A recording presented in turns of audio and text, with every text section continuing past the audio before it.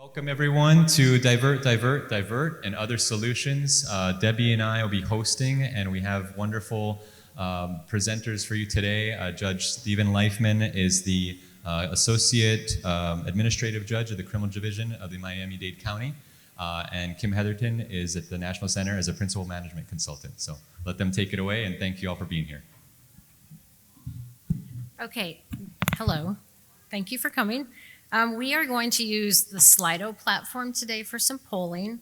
So I am going to put that slide up there. You can take your smartphone and scan that QR code, or if you're like me and that never works, you can go to slido.com. If you go to slido.com, you'll need to enter pound 3699692, and that should take you to the page where the poll questions will populate. So we will give you a couple of seconds to get that up and on, and then I'm turning it over to Judge Leifman. Okay.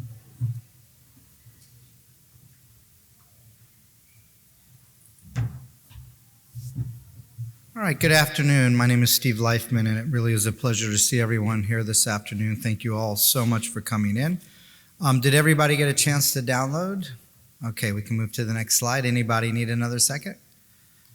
I'll give you, I see another camera up, two more cameras up. All right, if not, it's slido.com, and the number is 3699692. All right. What are they doing next door? I don't know. Every time I've been in this room, whoever's next door is having a really good time. We're going to have to liven it up a little bit.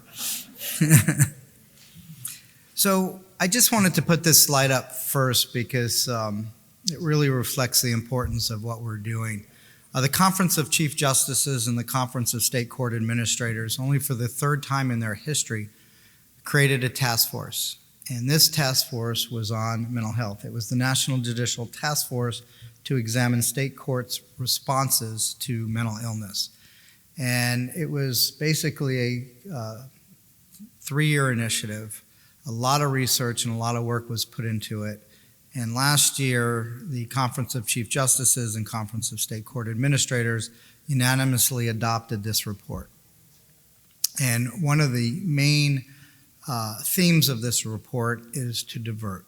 And so we actually have, and it was based on a quote by a psychiatrist that helped us with it, and it was divert, divert, divert. But the report is really thorough, it's very comprehensive, and I would strongly commend you to take a look at it. It looks at everything, and it's not just a review of the criminal justice response to people with mental illnesses, it also is a response from the civil side.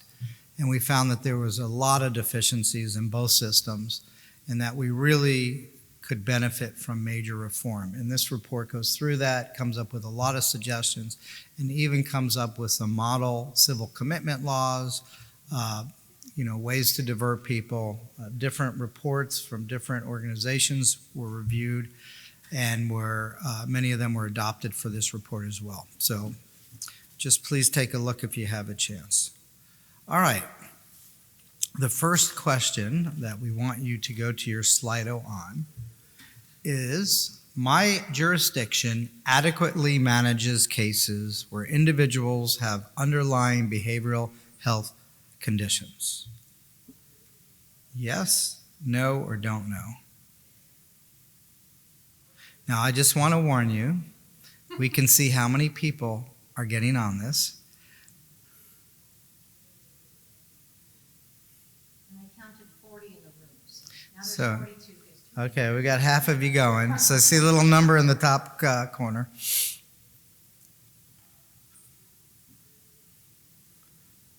All right. So I'm impressed that 27% of you feel that your jurisdictions are adequately managing behavioral health individuals. Does somebody want to raise their hand and tell us why they think that is? Because we really want to share good information about that. So if you're one of those jurisdictions that feel that you're adequately managing this issue, we would love to hear from you.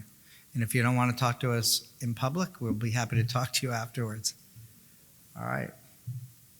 Okay. All right. Well, I would say the majority nationally probably are not, particularly based on the work that we did. And this is probably pretty well reflective of what we see nationally, although I would say the yes is a little bit high. But I do have some of my Miami-Dade folks here, so they may be skewing the report since we do a lot of work in this area. All right. You know, I think what you learn after being on the bench for several years is that in many ways the criminal justice system is the repository of many failed public policies. And there really is no greater failed public policy in this country than how we have treated people with serious mental illnesses. The fact that we have applied a criminal justice model to an illness, bless you, really explains why we have failed so miserably. You know, my journey into this issue basically happened by accident. I was getting ready to get on the bench one morning. At the time, I was handling what we call a misdemeanor jail division. So there are three kinds of people in our misdemeanor jail division. There are those with attached felonies who are not allowed out of custody. There are those that are too poor to bond out of custody, but mostly it's people with serious mental illnesses that just don't know how to get out of custody. And they get picked up on a lot of quality of life type of offenses, and they're kind of stuck in there until we deal with their case. And we, at the time in Florida, this is 23 years ago, had absolutely no judicial education on how to identify people with mental illnesses, what to do with these cases. My education kind of went something like this, and it was from the judge whose division I took over. She said, look, Steve, if they act strange or bizarre, order a psychological evaluation. That was the extent of my training. I wasn't even sure what I was supposed to do with the evaluation when I got it. And so I'm getting ready to go on the bench this morning, and the assistant public defender and the assistant state attorney come into my chambers, and they asked me if I would speak to a couple whose son was in jail on a case I was about to hear. And I'm like, sure, no problem. And this lovely couple came into my chambers, very sophisticated. You could tell they appeared to be very well off, and they appeared to be very, very distraught. The mom was crying, the dad was shaking, and they literally began to beg me to get their son help. They told me that he was brilliant. He had gone to Harvard. He had a late onset of schizophrenia. He was now homeless, and he was cycling in and out of the criminal justice system, and they just didn't know what to do. And I was pretty new at the time, and I think when you're a new judge, you think you have a lot more wisdom and a lot more power than you really do. And I made one of those rookie judge mistakes, and I promised them that I would get their son help because we deal in logic. And I knew that if you got arrested and you had a heart attack in jail, we weren't going to let you lie on a jail cell floor and die. We would immediately get you to an emergency room and treat you. And I assumed that if you came in and you were in a psychiatric crisis and you were psychotic and you were very, very sick, we weren't going to let you lie on the floor and die either. Well, unfortunately, that turned out not to be correct. And so I promised this lovely couple I'd get their son help, and as I was going back into the courtroom, the mom stopped me, and she said, Judge, there's one more thing I need to tell you about my son. She said, not only is he brilliant, but respectfully, he probably knows more about the mental health system than you do. And I looked at her. I wasn't clear what she was telling me, and I think she thought the lawyers had told me more than they had, and I said, excuse me?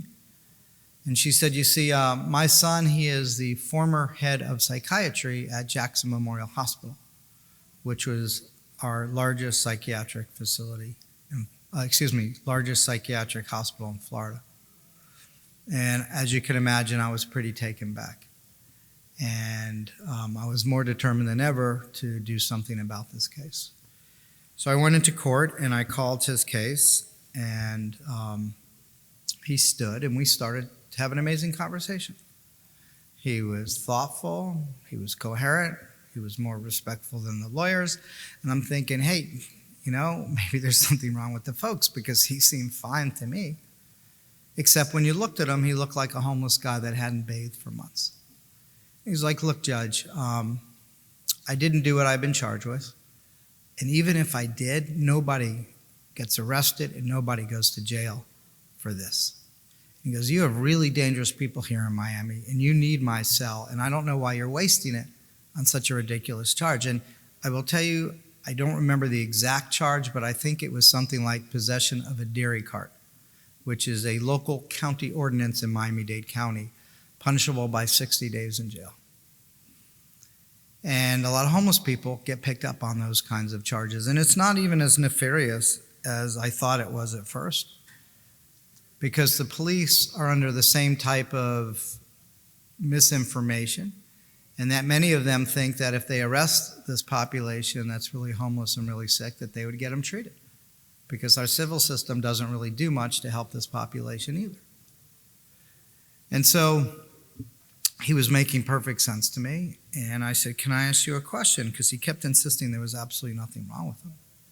I said, can I ask you a question? He's like, sure, Your Honor, anything. I said, I just don't understand one thing.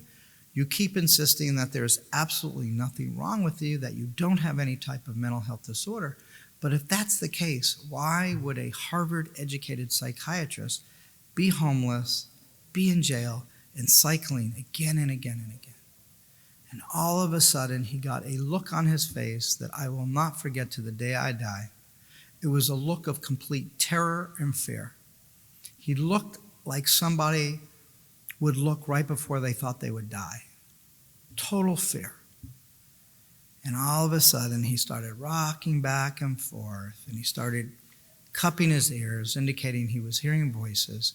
And he started screaming at the top of his lungs. And he went into a full-blown psychotic episode. And he started to point to the back of the courtroom where his parents were seated.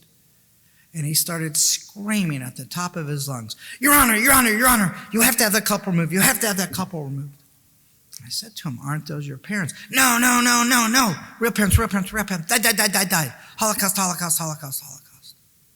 And they're from the CIA, and they came to kill me. And the only thing that you could hear in that courtroom was his poor mother crying. And the only thing that I had been taught to do was to order a psychological evaluation for competency. So I immediately ordered a psychological evaluation for competency. He had already been in jail probably a couple of weeks by the time I saw him. A few weeks go by, the evaluation comes back, and it says that not only is he incompetent, but he even meets Florida's very high criteria for civil commitment. I'm like, this is great. We're going to be able to get this guy help. But at the time, I needed 3 more evaluations to get a stipulation that he was incompetent. I ordered 2 more evaluations. He's in jail 10, 12 weeks on possession of a dairy cart. And all 3 evaluations come back and say the same thing. I'm like, this is great. I hand the evaluations to the lawyers. They immediately stipulate or agree that he is incompetent. And I assume that I'm to order him into some kind of treatment, which I begin to do. And I look down and I notice that the assistant public defender has a little grin on her face. I will tell you, as a former assistant public defender, this is a really bad sign. And then she utters those magic words that judges cannot stand to hear. She says to me, Your Honor, in all due respect. Because when lawyers say that to a judge, it has nothing to do with respect.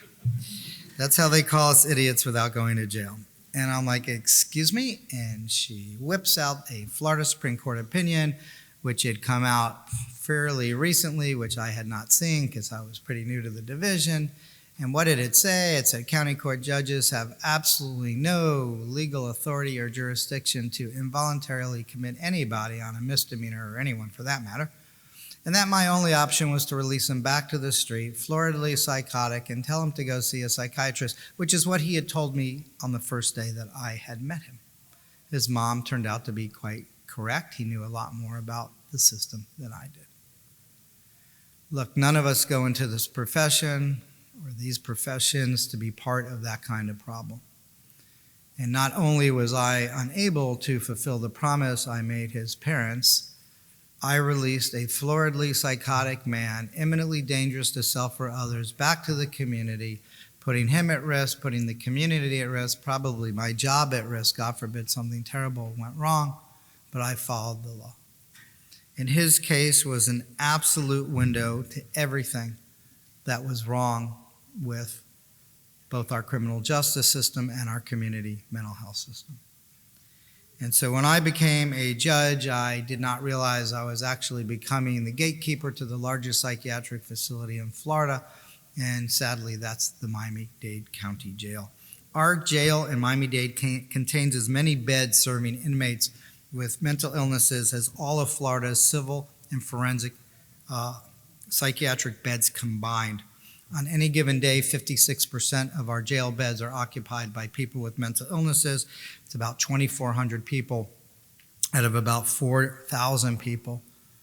My county spends $636,000 a day, that's $232 million a year, to warehouse 2,400 people with serious mental illnesses, compared to the great state of Florida, which spends $47.3 million to provide treatment for 34,000 people, leaving about 70,000 people without any access to care, which is why so many of these individuals end up cycling in and out of our court systems every single day. And I will tell you, the cost and impact of failing to treat this population adequately in community-based treatment is quite considerable. So when we were putting our project together, we wanted to get a better grip on this. We wanted to get a better idea on who this population was and how we could do a better job of serving them. And so at the University of South Florida, which is actually pretty close to here, which is an amazing institute, they have something called the Florida Mental Health Institute. But I will note, just for the record, that the University of South Florida, if you all have not noticed, we're not in South Florida. That is so typical of Florida. I think it was a bait and switch thing for kids. Come to the University of South Florida, you get to go to South Beach. Not, you're in Tampa. But anyway, it's a great school and a great institution, but it is kind of funny. So they have the capacity to be able to tell a community who the highest utilizers of both criminal justice and mental health services are. And so they have access to all the arrests in Florida, all of our civil commitments in Florida, and Medicaid and Medicare records. And so we sent them the names of 3,300 people that had been arrested who had come through our program on Miami-Dade. And we said, okay, tell us who these highest utilizers are so we could wrap our arms around the people that are, going through the system the most. And they're like, okay. So we sent them all these names, and I wait, and I finally get this envelope back in the mail, and I open it up, and there's one piece of paper. And on this one piece of paper are the names of 97 people who, over a 5-year period, these 97 people with very serious mental illnesses, almost exclusively psychotic disorders like schizophrenia or schizoaffective disorder, primarily men, primarily homeless, primarily co-occurring. Over a 5-year period, these 97 people were arrested 2,200 times. They spent 27,000 days in the Dade County Jail, 13,000 days at a psychiatric facility, cost taxpayers tens of millions of dollars, and we got absolutely nothing for it. We recently updated the data on these exact same 97 people, and we looked at their lives from 1985. And these same 97 people since 1985 have been arrested 4,210 times, spent 97,438 days in the Dade County Jail, cost taxpayers millions of more dollars, and we got nothing for it. And I wish if I could just tell you that if they all had gone through this civil commitment system, everything would have been fine. But this same great institution down the street at the University of South Florida found that for every time an individual is brought in for an assessment for a civil commitment, there is a 12% increase that person is going to end up getting arrested. Why? Because they concluded that an involuntary assessment, quote, is just one more disjointed and uncoordinated intervention in the lives of people who, because of various vulnerabilities, are generally at risk for an arrest. So when it comes to our behavioral health crisis system versus our medical crisis system, what we really have is a tale of two desperate systems. And so, God forbid, you need to call 911 because you're having chest pains. We send out an EMT, we send out the best technology available. We get you to a hospital right away. We perform whatever we need to do. Your insurance generally covers it. And in most cases, we're able to help and save you. God forbid you're having a psychiatric disorder or you're suicide. We call 911. We send a law enforcement officer with a gun. And if the officer isn't trained, things don't always go as well as they should.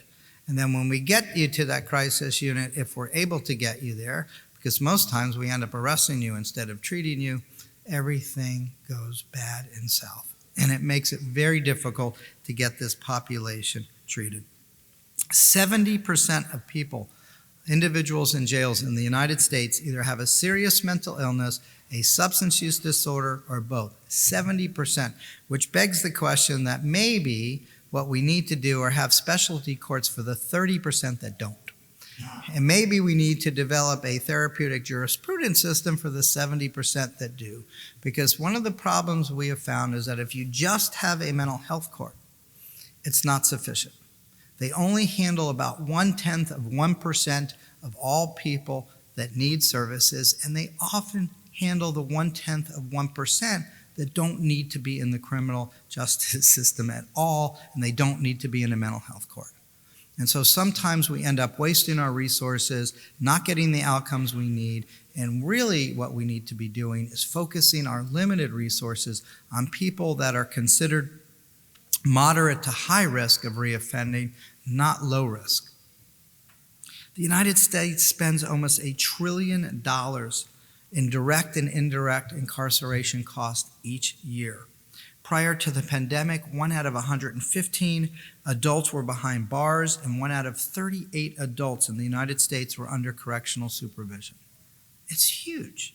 Since 1980, the number of people going to jail in the United States has increased by 500%, and lengths of sentences have increased by 166%. And much of these increases are due to untreated mental illnesses and substance use disorders.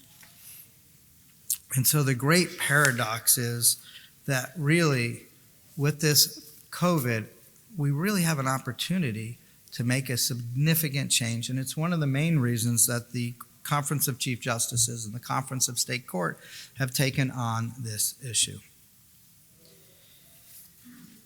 The good news is that this is really a fixable issue.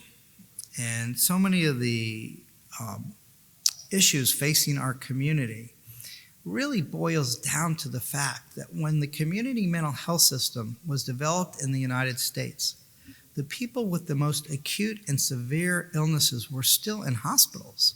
And so what happened is we developed a community mental health system for people with moderate mental illnesses, not for people with severe and persistent mental illnesses like the psychotic disorders. And so when we went to this, when we shut down a lot of the hospitals, we went to the war on drugs, we went to the war on crime, when we cut housing substantially back, when we went to sentencing guidelines, this population got thrown into a system that was never built for them. And so they ended up failing. They ended up bouncing back from one system to another. And we still have not really figured out what needs to be done in most situations to help this population recover. But the good news is this is really a fixable problem. So where do we start? And we're both going to talk a little bit about this because we're both huge advocates of putting together mapping programs, because it's very, very important that each community come together to figure out what their needs are. I mean, I can tell you everything we're doing in Miami, but I will tell you, because I have the pleasure of working with Brandon in Hawaii, what works for me in Miami is not necessarily going to work for Brandon in Hawaii. However, there are certain principles to all of this that you can apply, and that the key is to figuring out where your individual gaps are so that you can develop a better system in your own community to make sure that people get better outcomes. And it really is about cross-system collaboration. And some of it is even within our own system. And I know from my own experience in Miami-Dade, our criminal court judges rarely have any conversation with our probate judges. And it turns out that we are all really dealing with the same population that are just bouncing from one court system to another without really good positive outcomes. And so while more and more judges are becoming involved in this issue, the reality is that none of us can fix it alone. It really takes this great collaborative effort between the judiciary and all of the non-traditional stakeholders, such as our law enforcement, the state attorney, our public defenders, our corrections, our State Department of Children and Families, our state, local, and county governments, mental health providers, substance use providers, hospital administrators, people with lived experiences, and families. Everybody really needs to come together. And so what we did in 2000 as a result of this situation with the psychiatrist is we had this wonderful 2-day summit. And I think one of the best things of getting your courts involved and getting the judge involved is that when judges invite people to meetings, they come even if they don't want to be there. And that sometimes is half the battle to this problem, because we still have this wonderful moral authority. We still are seen as these neutral arbiters that can bring these systems together, people together that generally aren't used to talking to each other about these or any other kinds of issues. And I remember when we had our summit, it was a 2-day summit. The first half day, we just mapped out the intersection between the criminal justice system and the community mental health system. And what we found is that we, the healthy, sane people, were embarrassingly dysfunctional, that we had created a system to fail perfectly, and it perfectly failed. And I remember at one point being in that meeting and looking at each other and asking, who's more sick? Us, these poor souls who have these very serious brain illnesses, or us so-called healthy people that developed this system that really is inadequate and really is not working very, very well. And what we found is that the judges were judging, the police were policing, the prosecutors prosecuting, defenders defending, but not one institution or one person were responsible for this population. And so they just ended up accessing every deep-ended system in our community again and again and again.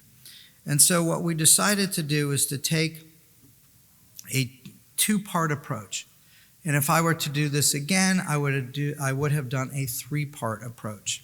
And I'll tell you, we actually put together a written collaborative agreement. And we found that the key was to putting this in writing so that we would institutionalize our change. And so the program should outlast all of us. And that's what we did. And we came up with this 2-part approach. And our 2-part approach was using a pre- and post-booking diversion system. And so we looked around the country for our pre-booking, and to us, the best program at the time, this is 23 years ago, was the Memphis Crisis Intervention Team Police Program. And it has been enormously successful. From 2010 through 2019, that's 10 years of data. And this is just 2 of our 36 police departments. And what we do is we train them in something called Crisis Intervention Team Policing. It's a program that started in Memphis, Tennessee.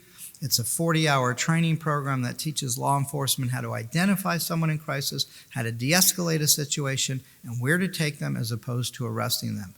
And the city of Miami and Miami-Dade have kept data since we started the programs with them, and it has been absolutely remarkable, and it has created this wonderful cultural shift. But if you look at this data real quick, from 2010 through 2019, those 2 departments alone, and we have 36, handled 105,268,000 mental health calls in those 10 years. And out of those 105,000 plus calls, they only made 98 arrests. As a result of this program, the number of arrests in Dade County went from 118,000 a year to 53,000. Our jail went from about 7,400 to 4,000. We closed one of our 3 main jails. And if you want to get great county support for your jurisdiction, trust me, close a jail. It saved them $12 million a year. It's been closed now for 10 years. That's $120 million in real savings, not a cost shift. And it has been an amazing, amazing journey. Plus, our police shootings have almost stopped as a result of this program, because we found that while race certainly can be involved in police shootings, it turns out that PTSD among law enforcement is also a huge problem. And so we get about 250 calls a month from police for their own personal mental health issues, and we help them get access to treatment so that they can deal with their own issues. About 15 to 35% of police departments have very severe PTSD, and they are the last people in the world to seek out treatment from the departments for all the obvious reasons. We also set up post-booking diversion as well. And so now if you get arrested in Dade County on a misdemeanor, we do not order any psychological evaluations for competency. Instead, we do an assessment at the jail. If the person meets criteria for, say, our civil commitment, we will have them transferred from the jail to a crisis stabilization unit, usually within 3 days of an arrest, and we'll reset the case for a couple weeks, which is what they really need, give them an opportunity to stabilize, and then we offer them an opportunity to come into our program. And if they come into the program, they don't get rebooked, which is why most of them come into our program. They get taken directly to court where one of our 8 peers are waiting for them.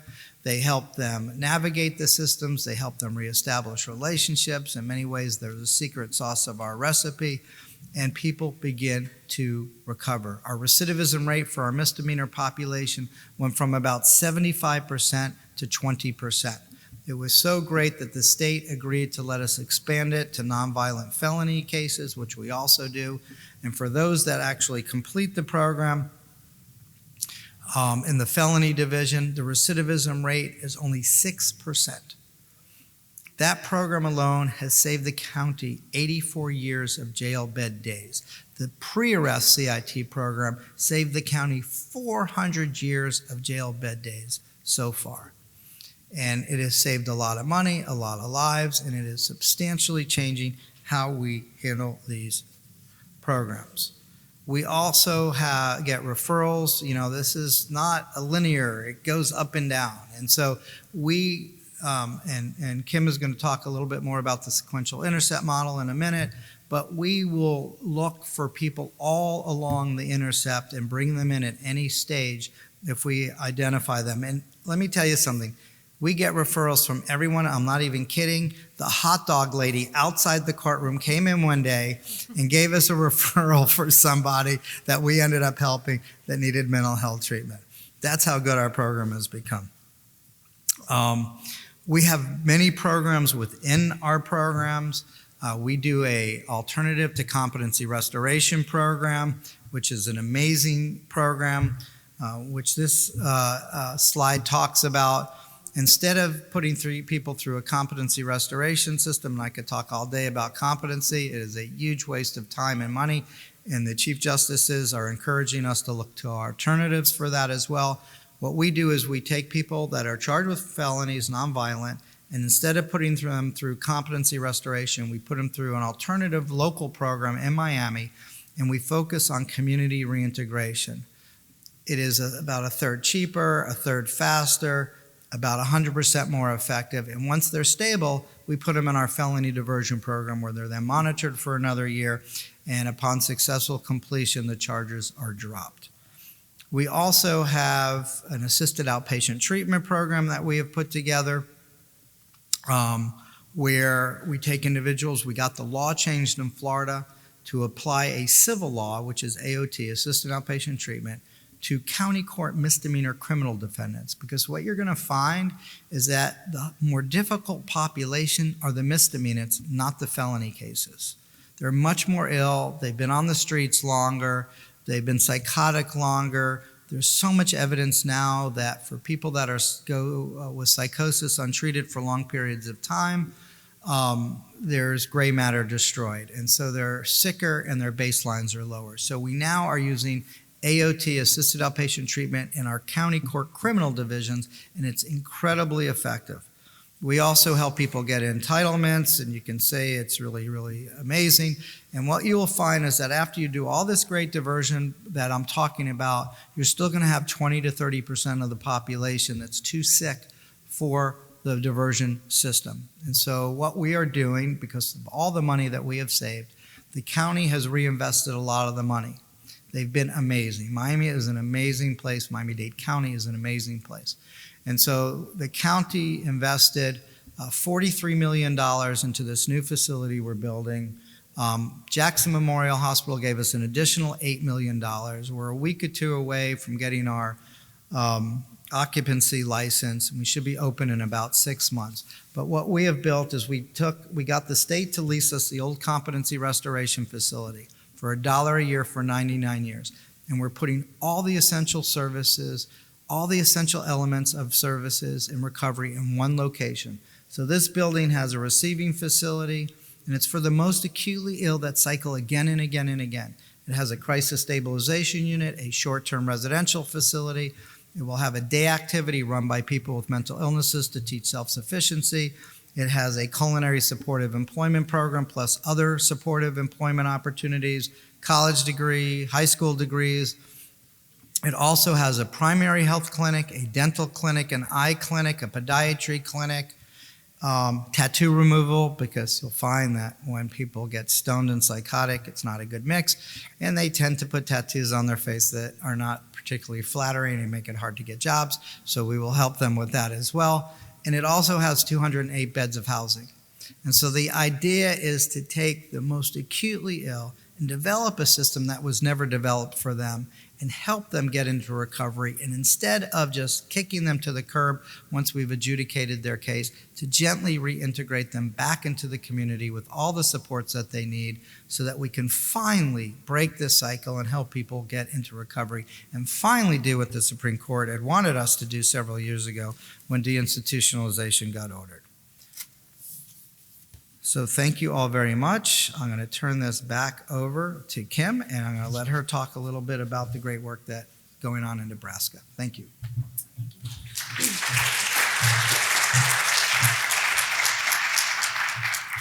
I'm not really wanting to follow that, but that's okay. I'm Kim Etherton. I'm currently with the National Center for State Courts, but I recently actually just joined the center. So I've been there since February, and I wanted to tell you a little bit about my history prior to coming to the National Center so that you have an idea of why I am here talking about this today. In 2003, I was hired to start a department to do felony pretrial release supervision. The goal was to help reduce the population in the jail. And so I came on board. I really didn't know what I was getting into.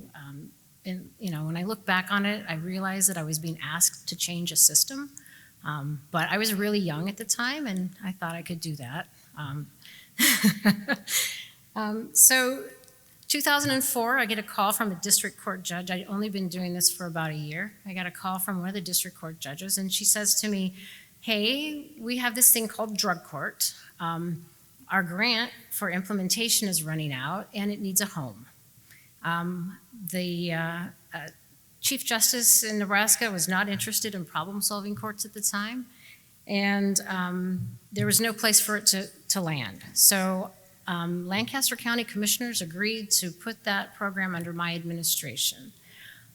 So in 2006 or 7, I got a call from the jail administrator saying, "Hey, you know those sentencing guidelines that recently changed for DUIs? People with first offense DUIs, first and second offense DUIs, are now getting mandatory minimum sentences of 1 or 2 days in jail. And it's really kind of clogging up the jail. What would you think about a house arrest program?" I'm like, "Hey, yeah, I'll help." So we started a house arrest program. Then about 2010, we expanded our adult drug court because our numbers were so high that we needed to stop using the lottery system for people to get into the program. And so we got an expansion grant from BJA, expanded our drug court, brought in a evidence-based treatment program, did some trauma stuff, really expanded kind of what was going on in our adult drug court. And then we're able to take some of those components and use them for other things that we were doing with the pretrial folks. But then in 2013, a really interesting thing happened in Lancaster County. The commissioners decided to close our local mental health center. Now, I am not going to get on my soapbox and talk about that because it was probably one of the most devastating things that happened to our community, but I won't talk about it. So they took all of the programs that were at our community mental health center, and unlike the mental health center that the judge was talking about, our mental health center actually did work with the severe and persistent mentally ill, and they were very good at it. They did very good hands-on case management of that population. And I knew from working with other local organizations in my community that they were going to suffer. So those programs were all transferred to private nonprofit organizations with the exception of one. That program was called Mental Health Diversion. And they figured that it would probably be a better fit in my department since that's kind of what I was doing. I was working on that behavioral health spectrum. And so they moved it into my department, and I was super excited about it because it wasn't mental health diversion, and I was going to fix it. It was mental health pretrial release for misdemeanors is what it was. And I wanted it to become a true diversion program because in Nebraska, if you complete a diversion program, your charges are dismissed and your case is sealed. And that's a big deal. That's a pretty big deal. And so I agreed to take over the mental health diversion program. A second thing happened in 2013, and that was we have an organization in Lincoln, a private organization in Lincoln that was managing felony and misdemeanor diversion cases for our prosecutor's office. And the man who ran that for-profit organization was discussing retirement. And so the county attorney approached me and said, hey, if you take on this general felony misdemeanor diversion program, I promise you we will look at specialty populations. And I'm like, ooh, good, because I'm going to fix that mental health diversion program. So I took on the general felony misdemeanor diversion program as well.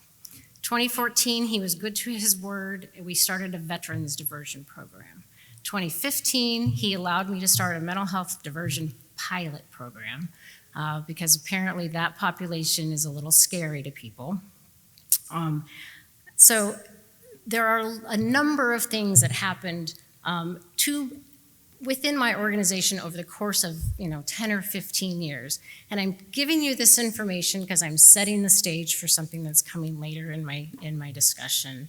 But I just wanted you to kind of have a little bit of background information about what was going on at Community Corrections. I'm going to put a hard stop there and talk to you about sequential intercept mapping. And I promise I will bring the two back together in a minute. We have a Slido poll for you coming up here. I'm asking how many in the audience are familiar with sequential intercept mapping. Judge Leifman referred to mapping earlier, and I'm going to be a little more specific about it. Oh, this is awesome. Good. Yay. Oh, sorry. Got really excited about that.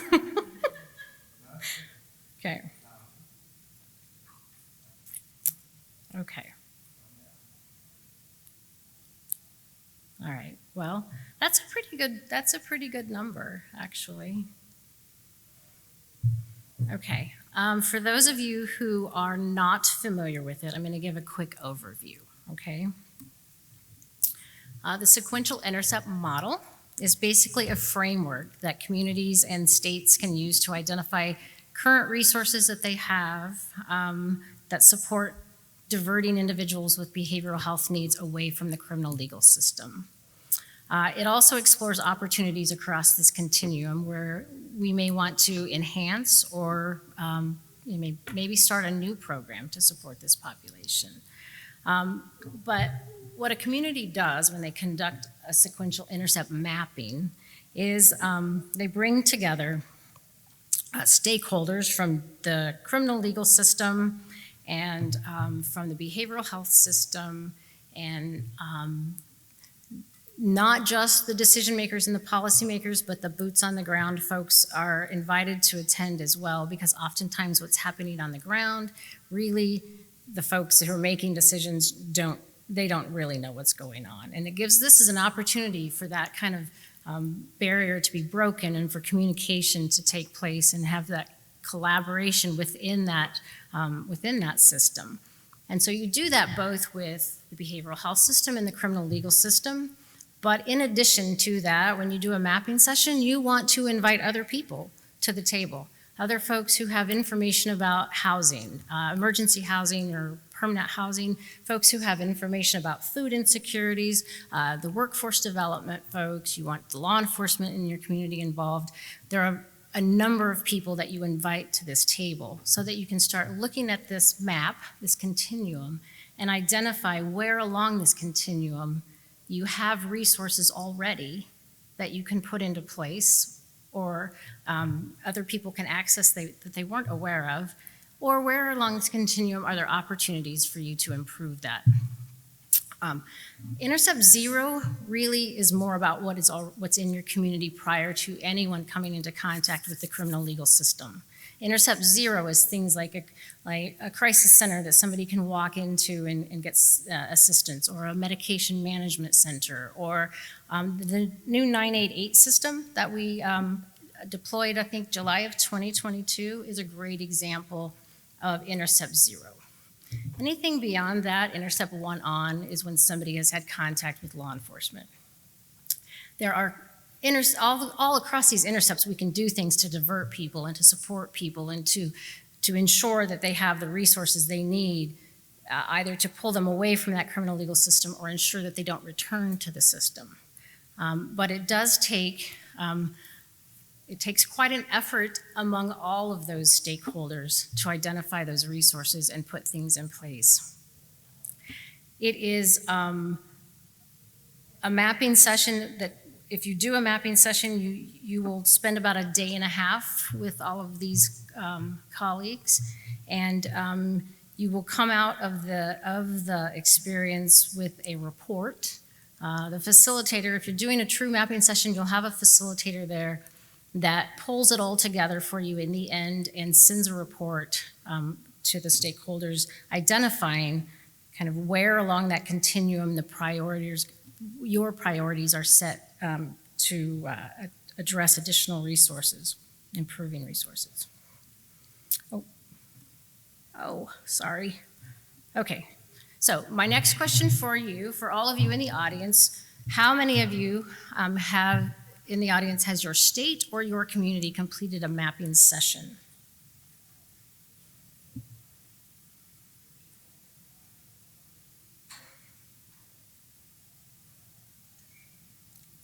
Okay. For those of you who have completed a mapping session, at what intercept have structural changes been made to impact that intersection between the criminal, legal, and behavioral health systems? And you can pick more than one.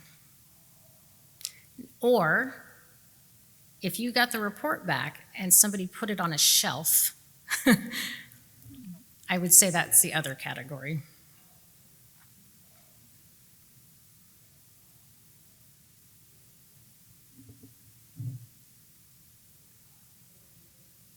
Okay.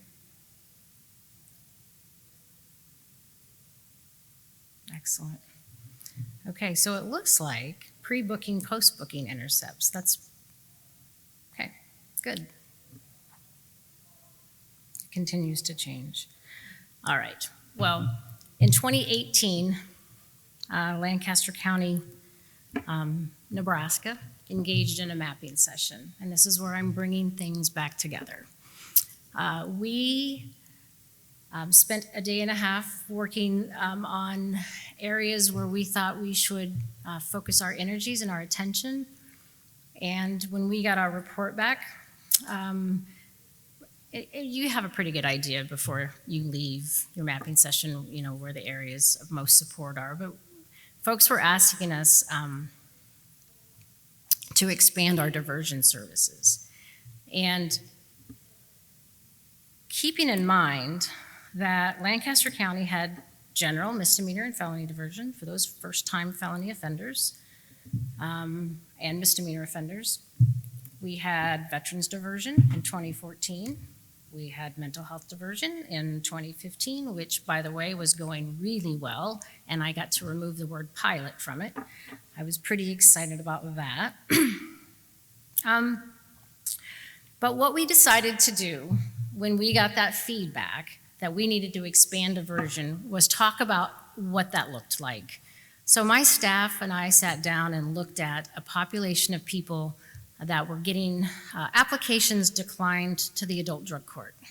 Now, if any of you are familiar with problem-solving courts, which I'm assuming you all are, you know that if you're working with the appropriate population, you're serving high-risk, high-need people, right? We were doing that. We had a risk assessment tool that we used that gave us that information, and we knew that high-risk, high-need people were coming to our drug court.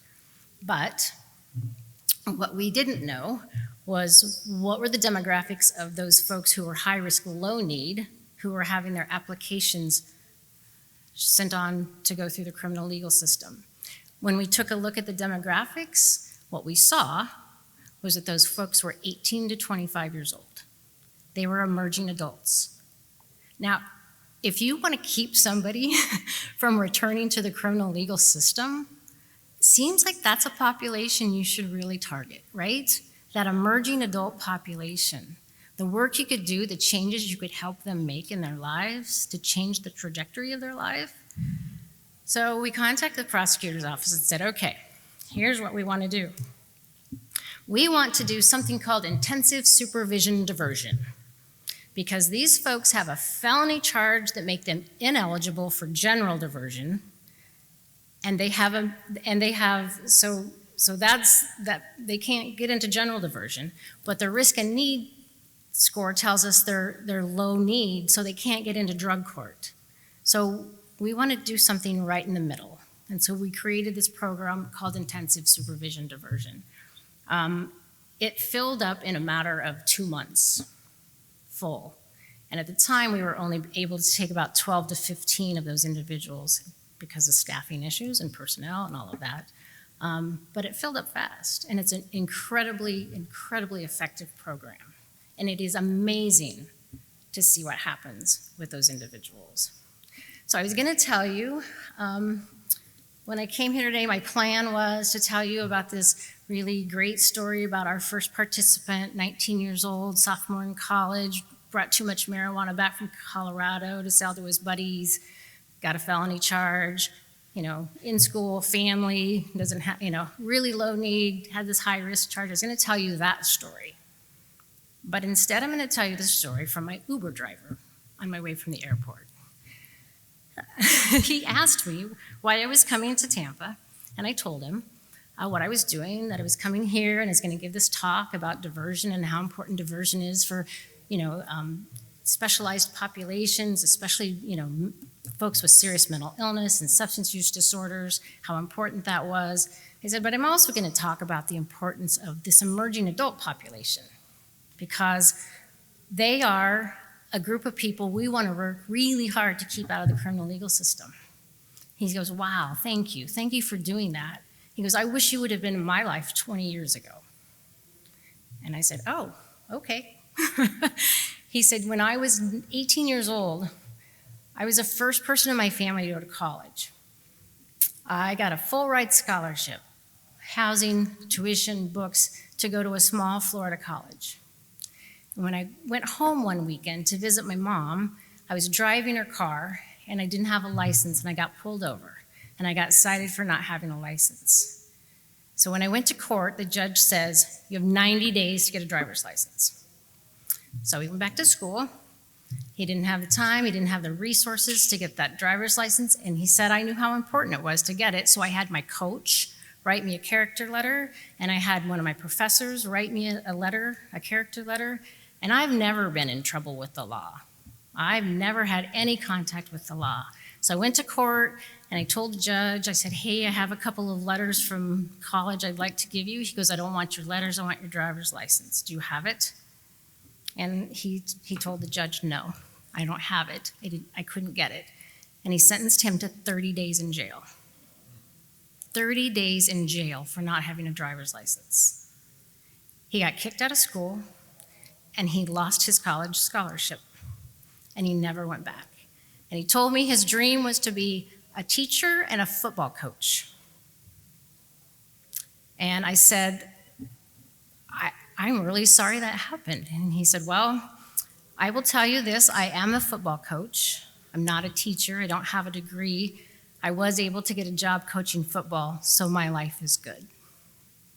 And I thought to myself, wow. Imagine where you would be today had you not spent 30 days in jail for not having a driver's license. He was an emerging adult. He was an 18-year-old. I have a 21-year-old in my house, and I know what that means, right?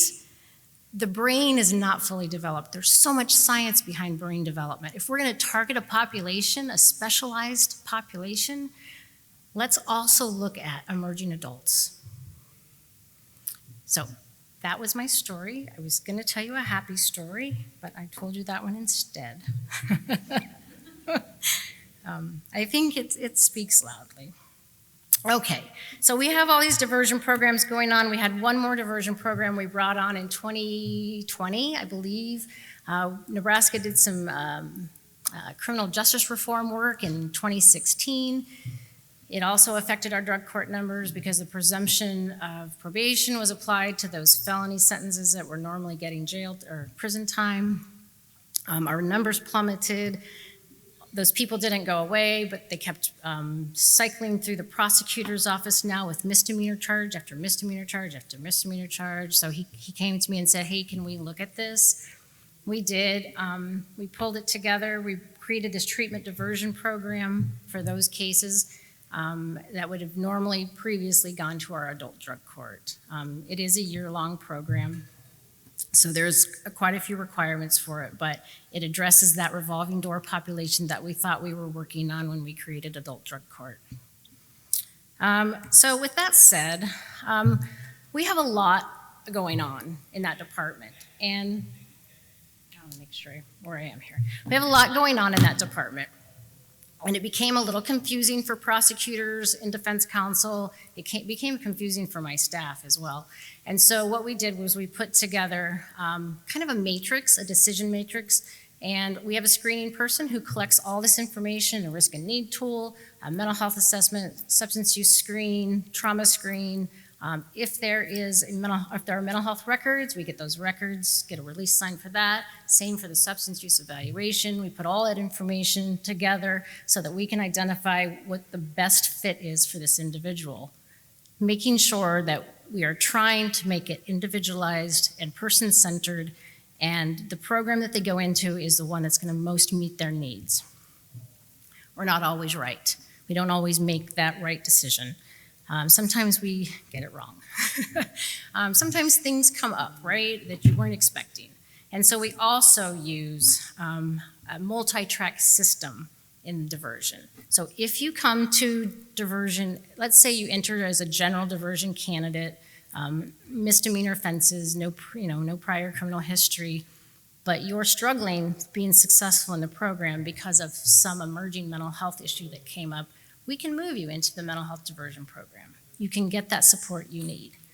For those folks in intensive supervision diversion or treatment diversion, if that level of structure and support is not working, is not providing them what they need to be successful, they can make an application to the adult drug court program. So I think the important thing to remember when you're looking at creating diversion options for people is making certain that you're flexible. Knowing that your eligibility criteria needs to be flexible, and knowing that and I want to say incentives and sanctions, but that's really not what I mean. Knowing that responding to their difficulties, that you're flexible with that you have ability to move folks in and out and around in programs so that they get what they need to be successful. I'm not kidding you. Working with emerging adults is, if you are not that way, you are going to set them up to fail. And the same is true when we're talking about mental health issues with seriously mentally ill individuals. If you can't be flexible, you're going to set them up to fail because they need a lot of support and they need a lot of help navigating these really complicated systems. So, all of those things that I did in Nebraska with these diversion programs, I did not have grant funding for any of that. But I do want to show you some grant funding opportunities in case you have thoughts in your mind about possibilities, things you want to try, things you want to do. In particular, the Justice and Behavioral Health Collaborative Grants Those are really targeted right now towards diverting people out of the criminal legal system. So that's a really great grant to look into. If you have a certified community behavioral health center or clinic in your community, that is also a great resource to reach out to partner with if you want to write a grant for some funding, because they are expected to have someone from the criminal legal system on their board, and they are supposed to be having contact and working with the criminal justice system. The other thing I wanted to mention is local foundations. If you are working to improve the well-being of your community, local foundations are more than willing to give you seed funding for that. And I can't think of anything that helps increase the well-being of our community than working with folks and keeping them out of the criminal justice system and keeping them out of our jails and out of our prisons. So that is some funding. And then these are some resources that came out of that national task force. The Leading Change Guide for Court Leaders focuses on state-level policies. The Leading Change is a tool that's being used to help court leaders create community-by-community change with mental health issues. The Mental Health Diversion, the Judge's Guide to Mental Health Diversion, I don't know, the judge might want to say a little more about that in a second. It's kind of still in draft stage. We're working on that at the National Center. We're trying to finish it up. It's an update. And then you have the Continuum of Behavioral Health Diversion, which was a survey the task force took to find out what was happening across the U.S. The one resource on here that is not part of that task force is the Courts as Leaders in the Crisis of Addiction, but that came from the Opioid Task Force. Anyway, okay. I'm going to turn it back over to the judge because he's going to quickly talk about the next couple slides, and then we'll have time for questions. Thank you. So the the Conference of Chief Justices worked very closely with an organization that I co-chair. It's called the Judges Psychiatrists Leadership Initiative. And there's about 4,000 judges and psychiatrists as part of this entity. It's not it's not like the National Association of Drug Court Professionals, but we put out a listserv, we send out information, we have a board, and we put materials together. And so some of the guides that Kim talked about, the JPLI actually put out. And if you want to take a look at them, please don't take them because they're the only ones I have left. But they're really great. And they're made and developed for the judge's bench. So the bestseller is our Judge's Guide to Mental Health Jargon. And this has been updated to reflect DSM-5. We are updating it right now again.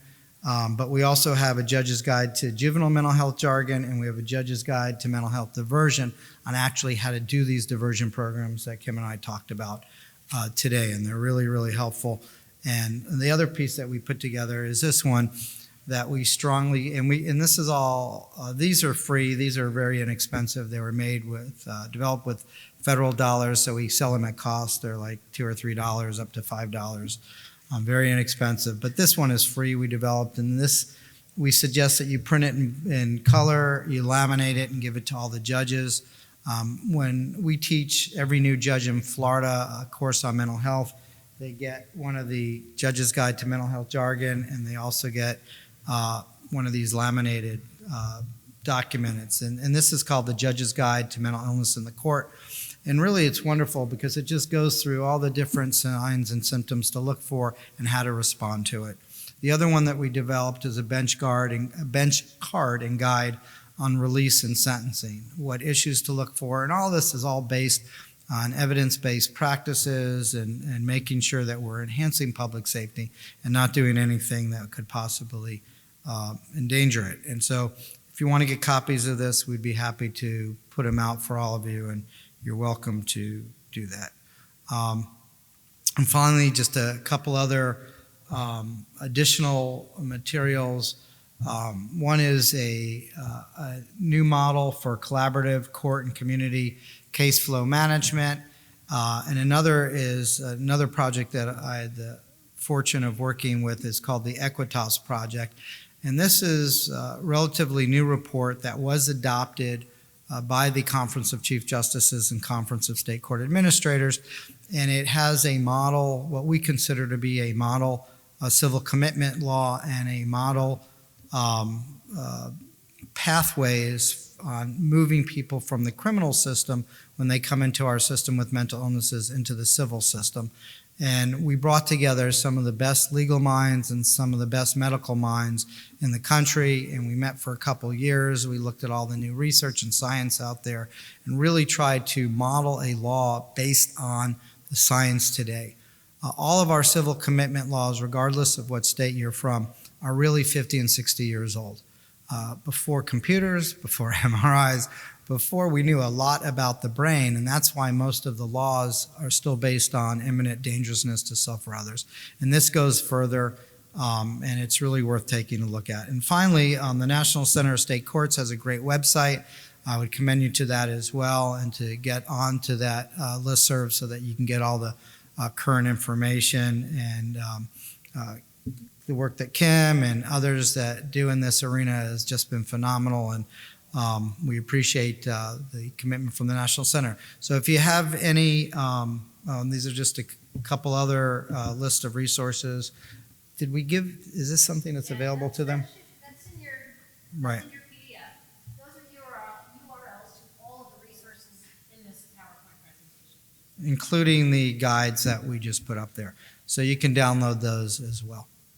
So this is a great opportunity. We have about 10 minutes left. Happy to open it up to questions. We have two wonderful people that will be walking around with microphones that will take your questions. Please speak into the microphone because it's being recorded. Up front, thank you. Test.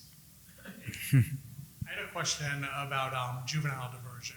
I know I work in Pasco County, which is just north of here, and manage the juvenile diversion and teen court programs. I know from working with transfer cases in Miami-Dade that you guys have a very successful diversion program down there, but I didn't hear when you were giving your presentation anything on the juvenile side. Is that something that's offered in your jurisdiction in Nebraska? I'll let Kim go first, and then I want to address it because Perfect. I made myself a note because I meant to address it, and I was running out of time. So go ahead.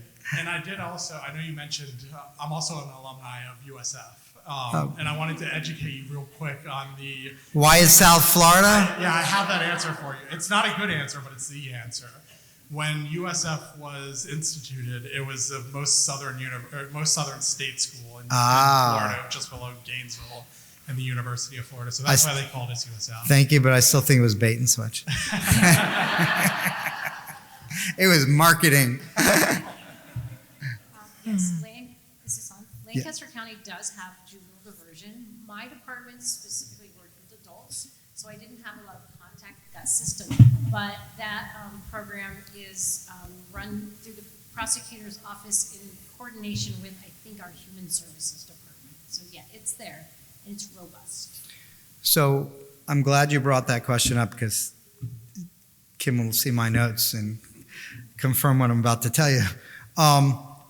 If I were to have done this again today, I think the biggest mistake I made 23 years ago when we put our first summit together is I would have invited my school superintendent and school board members. They were not at our summit, and it was a mistake. And a lot of it is because when we did this, we didn't even have the research that came out 10, 13 years ago, which was on trauma. And so things like ACEs had not even been developed. How many are you familiar with ACEs? Okay, it stands for Adverse Childhood Experiences. It's very, very important. It's 9 questions, and if you have a score of 4 or above, and so while emerging adults is also critically important, we should be moving further upstream.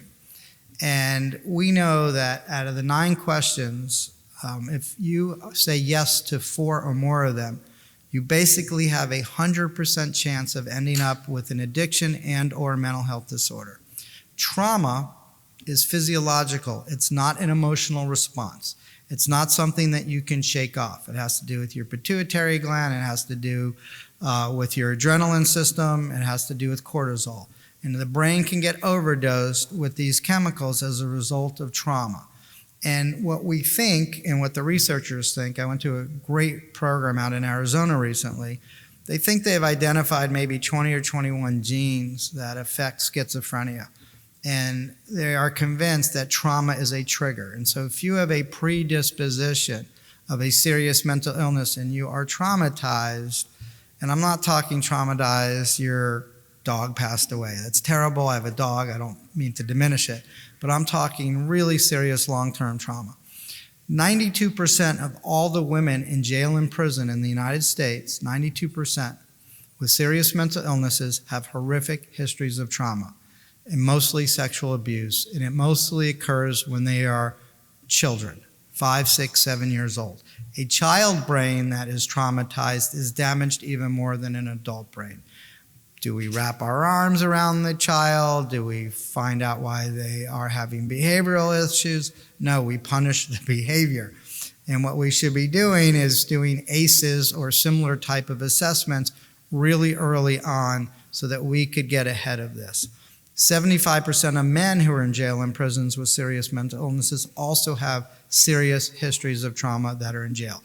And it usually can be sexual abuse. More likely, they have been victims of domestic violence over long periods of time, or they have been witnesses to violent crimes, just like a soldier might see out in combat. Those things can really impact the brain.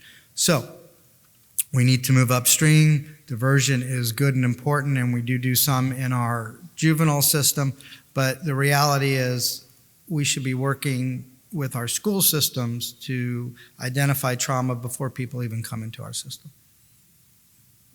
Any other questions? Yes, sir. I'm sure the National Center, in your work at the National Center, can you talk about how you might incorporate your work into the sort of larger framework of other court systems across Florida or across Nebraska? Because this doesn't happen alone, and oftentimes you can get picked up in one county and you'll be available to services, and you go next door and those services don't exist, or the system isn't set up for them, and all you did was catch a bus. Yeah, so the question basically is how do we scale this kind of work everywhere? And that's one of the reasons we're here, so thank you for the question. And that's the main reason I put that first slide up by the Conference of Chief Justices. They want all 33,000 courts in the United States to do the kind of work that's going on in Nebraska and Miami. In fact, a lot of the work that's in those reports are reflective of some of these best practices communities, because it's not fair, it's not right, it's insufficient to have pockets of success. We really need to nationalize this. Brandon's from Hawaii, the Chief Justice out there is amazing. He has made this his mission, and they are working very, very hard to scale this for all the counties in Hawaii. And I think it takes that kind of leadership. And that's why we're so excited about the Conference of Chief Justices pushing this so hard. In Hawaii, the governor just appointed a psychiatrist as a special advisor, basically, just on this issue. And in Florida, in 2006, we ran out of competency restoration beds. My Chief Justice at the time pulled me off my local assignment, and I got assigned to the Florida Supreme Court for 3 years, just working on this issue. So you need the kind of judicial leadership, but you also need someone who's identified in each local jurisdiction that's going to take this on. In fact, one of the recommendations in the Conference of Chief Justices report is to have every state court administrator appoint someone on a state level that will quarterback this and help get it into all the different circuits around our states. And that's what it really takes. It's a leadership issue. But it's not an expensive issue. There are a lot of resources out there. We're already spending a tremendous amount of money on these issues with terrible returns. I tell people, we're endangering public safety now.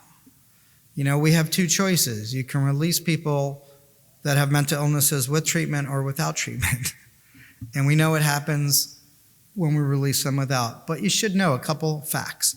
People with mental illnesses are no more dangerous than the general population. On medication, they're much less dangerous than the general population.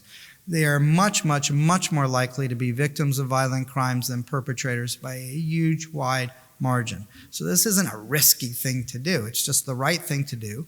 That is both economical, it saves taxpayer money, it improves public safety, and it helps people get into recovery and have a life of hope and recovery. And that should be something all of us want to do. I think there was another question over there. Ma'am? Judge, if I saw you were supposed to say hi from a bunch of people in Minnesota, so hello. Hi. I was wondering, I had two questions. Is there any follow-up about the person the introduction story about the man with schizophrenia, if you had any follow-up? And then also, would you briefly talk about the visit, if you have information on the sort of Miami-Dade visit that you can take to see the work? Sure, thank you. So there has been a bench warrant out for that guy, that psychiatrist, for 23 years. He never came back to court. Of course, he didn't. I did what the Supreme Court told me I was supposed to do. As much as, I didn't love it, I do follow the law no matter what. That's what we're sworn to do. And there's like a footnote in that opinion urging the Florida legislature to address that gap in the law, which of course they have not done. They have much more important things to do, obviously. But I was in California in 2015, and I gave a talk at the National Center of State Courts annual meeting. There were like 4,000 people there, and it was in Long Beach. And someone came up to me afterwards and said, "We think he's here." And they said there was a Harvard-educated psychiatrist, homeless, in Long Beach. And I doubt if there's more than one, so I'm sure it was him. He, by background on his story, he didn't show up to work one day. No one knew what happened to him. And it turned out he was having religious ideations. And so he cashed in his life insurance policy, and he bought a ticket to fly to Israel to be closer to God. And within 3 weeks, he was running around naked in the Orthodox sections of Jerusalem. For his own safety, the Israelis deported him back to Miami. And so I figured if he could make it to Israel, California is a piece of cake. And so that's where I think he was last. But we have a lot more successful stories now. We don't order those evaluations. It happens, but it's rare after everything else has failed. But in most cases, we have a lot more successes than we have failures. And, we've tried to set up a program so we never do that again. We still have a long way to go. The new facility is going to be very helpful. But to your last question, the National Center of State Courts has monthly tours of Miami. We save you by not bringing you in the summer, although Tampa hasn't been bad this week. So 9 out of 12 months we have tours. They are selling out. I think they're already booked for most of this year, but we're already looking at next year. So you can go to the National Center of State Courts website and you can sign up. Rick Schwarmer, who's the former state court administrator for Utah, coordinates the whole program. There's a small fee which just covers your transportation and meals while you're here. And we give you a 2-day immersion. And my staff, who really deserves most of the credit for our work, go through all of our different programs in great detail and show them to you. And then we give you a tour of the new facility, which is absolutely stunning. I'm jealous of my own program. It is a really beautiful, beautiful facility. And, so well that the people that helped us put it together, we have like an anti-linoleum policy. We spent $500,000 smoothing out the cinder block so it doesn't look like an institution. One of the first things we're going to do when people come into the receiving facility is soak and wash their feet, because they all have what's called learned helplessness.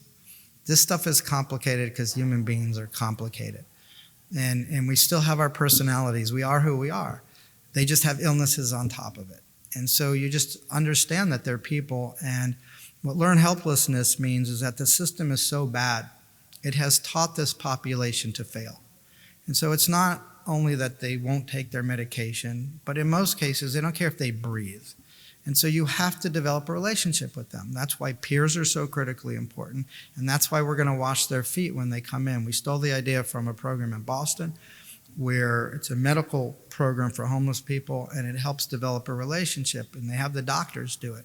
And it creates humility, and it lets them know we care about them. And so we believe by doing that, we'll have a better chance of getting them to voluntarily take treatment and not have to go through a civil thing. I don't know if I mentioned there's a courtroom in the building as well. So we will be able to monitor criminal cases, but also civil commitment for mental health and substance use right in the building. So it has everything in there, and if you want to come see it, please sign up for one of the tours. So thank you for reminding me. And this is fixable. We need your help. And if you need more information, please, we'll talk to you a little bit more afterwards. And thank you, Kim, and thank you guys so much for all your help.